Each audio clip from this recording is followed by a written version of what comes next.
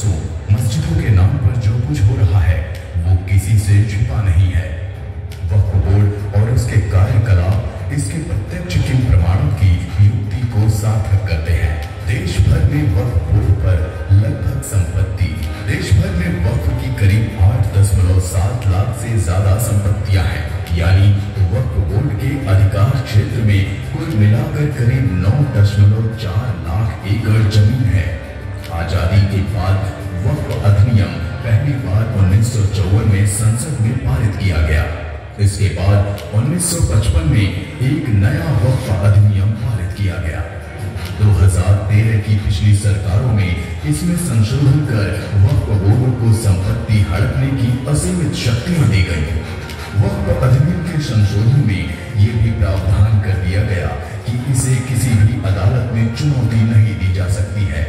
सीधे शब्दों में कहें तो वक्फ बोर्ड के पास मुस्लिम दान के नाम पर संपत्तियों पर दावा करने की अपार शक्तियां हैं। 1947 में ये देश धर्म के आधार पर बांटा गया था। इसमें हिंदू के लिए हिंदुस्तान और मुस्लिमों के लिए पाकिस्तान।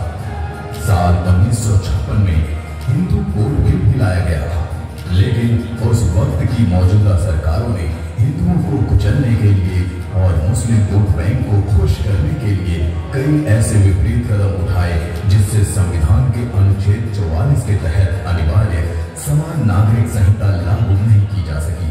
यानी कहा जा सकता है कि आजादी के बाद भी सनातनियों को भारत में कुछ नहीं मिला।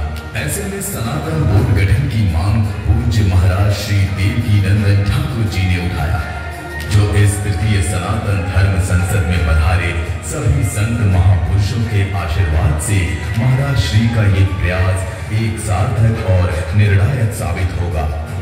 पूज्य महाराज श्री का दृढ़ रूप से मानना है अब देश में सनातन बोर्ड का गठन, कृष्ण जन्मभूमि का मुक्तिकरण और तिरुपति बालाजी के प्रसाद में मिलावट करने वालों पर कठोर सजा जरूरी है। सनातन बोर्ड का पहला उद्देश्य होगा हिंदू धर्म की रक्षा, मंदिरों का संरक्षण, गुरुकुल पद्धति को बढ़ावा और संस्कृत भाषा का पूर्ण विकास। होना तो ये भी चाहिए कि आजादी के समय ही देश को हिंदू राष्ट्र घोषित कर दिया जाना चाहिए था, लेकिन धर्मनिरपेक्षता के नाम पर छल किया गया। भारतवर्ष में मंदिर देश की राजनीति और अर्थव्यवस्था को भी मजबूत करते हैं। नेशनल सैंपल सर्वे ऑर्गेनाइजेशन के मुताबिक देश में टेम्पल इकोनॉमी करीब 3.2 लाख करोड़ रुपए यानी 40 बिलियन डॉलर है और हमारे करीब 4 लाख मंदिरों पर सरकार का कब्जा है। लेकिन दुर्भाग्य है कि सनातन बोर्ड के गठन के लिए धर्म गुरुओं को संघर्ष करना पड़ रहा है। लेकिन पूज्य महाराज श्री देवकीनंदन जी का ये निरंतर प्रयास सनातन धर्म संसद में पधारे सभी संत महापुरुषों के परम आशीर्वाद से सार्थक होगा और एक बड़े निर्णय की ओर लेकर जाएगा।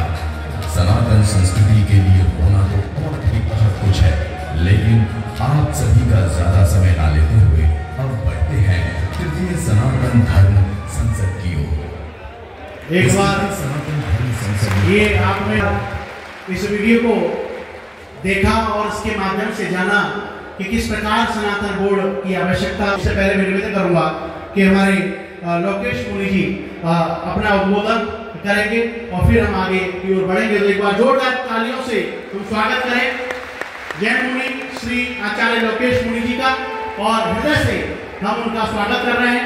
और पुनः हम सभी यही चाहते हैं कि जो तथ्य महाराष्ट्र में लगे हैं उन्हीं पर हम लोग अपना पूर्ण ध्यान लगाकर अपना उद्बोधन करेंगे। पूज्य आचार्य लोकेश मुनि जी।